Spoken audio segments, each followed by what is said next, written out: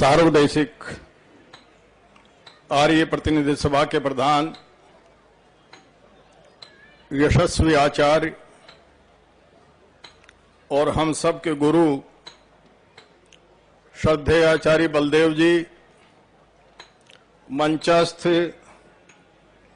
सभी श्रद्धेय सन्यासी वृंद, विद्वत वृंद, आदरणीय देवियों और आर्य बंधुओं, वेद सम्मेलन चल रहा है। हमारे इस महासम्मेलन के संयोजकों ने बड़ी सूझबूझ के साथ अनेक सम्मेलनों का आयोजन किया है। वेद सम्मेलन प्रतिवर्ष अजमेर में परोपकारिणी सभा की ओर से हमारे सखा भाई डॉक्टर धर्मवीर जी भी आयोजित करते हैं। मैं उनको भी साधुवाद देता हूं। आज के जमाने में वेदों की शिक्षा का प्रचार और प्रसार बहुत अनिवार्य है। उसी के द्वारा हम समाज को आगे ले जा सकते हैं, अपनी संस्कृति का प्रचार और प्रसार कर सकते हैं और राष्ट्र की धुरी को मजबूत कर सकते हैं। और जो हमारे अंदर बुराइयां हैं उन सबको यहां पर छोड़ के जाना। क्या दुनिया में कहीं पढ़ा है आपने? किसी और संस्कृति में, किसी और सभ्यता में कोई माई का लाल गुरु ऐसा है जो ये कहने का साहस रखता हो कि मेरे अंदर जो बुराइयां हैं उनको छोड़ के जाना? अर्थात गुरु आचार्य अपने अंदर बुराइयों को भी स्वीकार करता है। कितनी उदात्त भावना है, कितनी महान परंपरा है। और ये हमारी संस्कृति की परंपरा है। इसलिए हमारी संस्कृति विश्ववारा संस्कृति कहलाती है और उसका अनुकरण करने से न जाने कितने मोती मिलते हैं। आप यदि एक गोता लगाएंगे तो सैकड़ों हजारों मोती उसमें लेकर के आप आएंगे। बहुत सारी बातें करने की हैं। कल मैं गौ सेवा पर आपसे बात कर रहा था। मैंने वेद मंत्र नहीं बोला, कल जान पूछ के समय थोड़ा था। गाय के लिए कहा गया है माता रुद्राणाम दुहिता वसुनाम स्वसा आदित्यानाम अमृतस्य नाभि। पूरे की व्याख्या मत कीजिए, अमृतस्य नाभि देख लीजिए आप। और वो अमृत की नाभि क्यों है इसकी व्याख्या करिए तो न जाने कितने ग्रंथ लिखे जा सकते हैं। और महर्षि स्वामी जी महाराज ने गोकरुणानिधि इसीलिए लिखी कि गाय न केवल हमारी माता है बल्कि गावो विश्वस्य मातरः है, सारी दुनिया की मां है। उदाहरण के लिए आपको बतलाऊं, यहां न जाने कितने लोगों ने आक्रमण किए, बाहरी लोगों ने।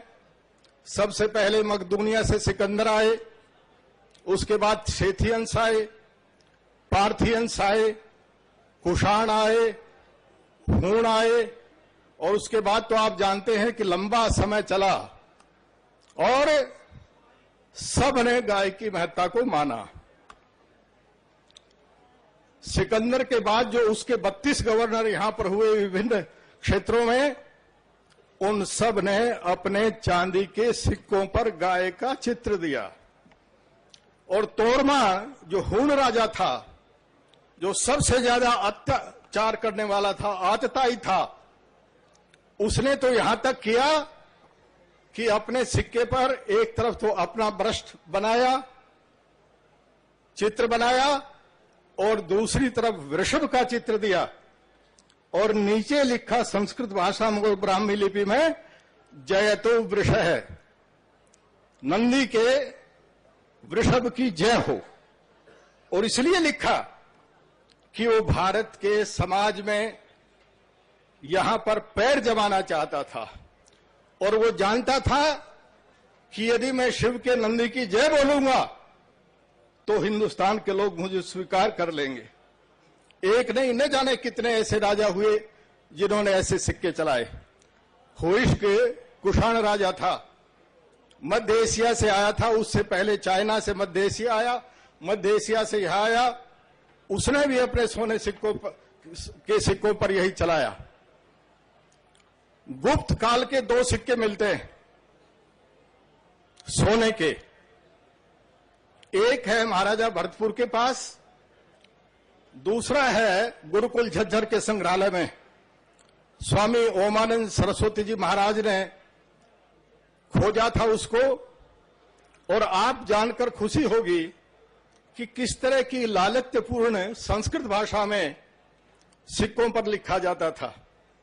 एक तरफ गाय का चित्र, दूसरी तरफ विष्णु को त्रिलोक्य का राज्य देते हुए दिखाया गया है। वो समुद्र को त्रिलोक्य का राज्य दे रहे हैं और उस पर लिखा है समर्षत वितत विजयो, समर्षत वितत विजयो समुद्रगुप्तो गाम अवजित्य दिवम जयति। छोटा सा सिक्का 11 मासे का, लेकिन उस पर लेख कितना सुंदर है, और देखा जाए तो बड़ा भी है उसके आकार को देखते हुए। उसमें लिखा है कि सैकड़ों युद्धों में विजय पताका फहराने वाला समुद्रगुप्त गाम अवजित्य, भूमि को जीत करके अंतरिक्ष को जीतने की तैयारी में है। ये बात मैं इसलिए कह रहा हूं कि हमारी गौ माता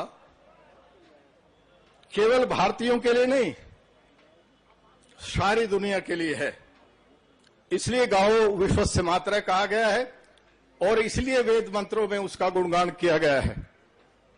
मैं आगे बढ़ता हूं, थोड़ा विषयांतर भी होना चाहता हूं, क्षमा कीजिएगा। मैंने पहले ही कह दिया है कि मैं वेदों का विद्वान नहीं हूं, लेकिन थोड़ा बातचीत कर सकता हूं। हमारी परंपरा में वेदों के बाद बहुत सारे ग्रंथ हैं। शतपथ आदि ब्राह्मण ग्रंथों में ये कहा गया है, अर्धो ही ऐसे पुरुषो न तावत पूर्णो भवति यावत भार्याम न विंदते। ब्रह्मचारियों को छोड़ दीजिए, उन पर लागू नहीं होती है ये बात। उनके लिए कही गई है जो गृहस्थ में जाना चाहते हैं। और ये कहा कि ये जो पुरुष है ये अधूरा है, और उस समय तक अधूरा है जब तक ये भार्या का वर्ण नहीं कर लेता है। कितनी महान संस्कृति है जो महिलाओं को भी इतना आदर देती है। और इसी कारण महर्षि स्वामी दयानंद और उनके शिष्यों स्वामी श्रद्धानंद जी महाराज और महात्मा हंसराज जी ने कन्या शिक्षा पर बहुत अधिक बल दिया, शुरू किया, कोई और आगे नहीं आया था। एक बात मैं आपसे और कहना चाहता हूं जो मेरी दुखती रग है। देखिए, हम न जाने कहां से कहां चले गए हैं। कृष्ण और राम हमारे लिए श्रद्धेय हैं, मर्यादा पुरुषोत्तम राम हैं, लेकिन उनका क्या रूप हमने बना दिया। हमारे जो भागवत कथा कहने वाले लोग हैं ना, जिनकी कई बार हमारे लोग पूजा करते हैं, वो एक श्लोक बोलते हैं, गोप वधुटी दोकूल चोराय तस्मै कृष्णाय नमः संसार महिरूहस्य बीजाय। हमारे विद्वान जानते होंगे इसका क्या अर्थ हो सकता है। दुपट्टे चुराने वाला बता दिया, संसार की जो धरती है उसका बीज बतला दिया, और अच्छी भावना से नहीं बतलाया। इतने बड़े क्रांतिकारी, इतने बड़े नीतिवान, जिन्होंने दुनिया को भगवत गीता जैसी पुस्तक दी और ये कहा कर्मण्येव अधिकारस्ते मां फलेषु कदाचन मां कर्म फल हेतुर्भु माते संगोस्तु अकर्मणि। कितनी बड़ी बात कही है। और उसके साथ भागवत कथा करने वाले पता नहीं क्या क्या कहते हैं, और हमारे हिंदू भाई नाचते हैं, उस कथा पे नाचते हैं, दोनों हाथ उठा करके, स्त्रियां भी नाचती हैं, पुरुष भी नाचते हैं। शर्म की बात है ये। कैसे थे कृष्ण आप सब जो जानते हैं। जब राजसूय यज्ञ किया युधिष्ठिर ने, तो दुनिया भर के लोग उनको भेंट देने के लिए आए। चाइना से आए, अमेरिका से आए, वोल्गा नदी जो रसिया में है उसके किनारे से आए, और न जाने कहां कहां से आए। पांडवों ने और सब ने ये प्रार्थना की कृष्ण महाराज से कि आप राजसूय यज्ञ के ब्रह्मा बनेंगे।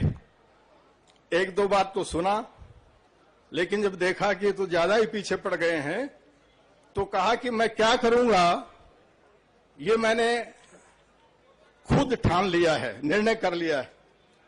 कहने लगे महाराज क्या करोगे? कि मैं बाहर से आने वाले सभी अतिथियों के पैर धोने का काम करूंगा। और वही किया। और क्यों किया?